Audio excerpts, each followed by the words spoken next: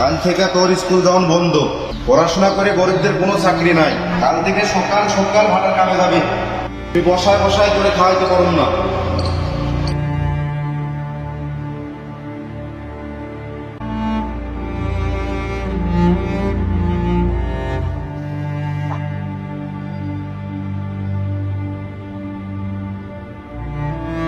সুমন্দি ছাওয়া কি কাম ফেলে লাভ সাহেবের মতো বসে আছিস?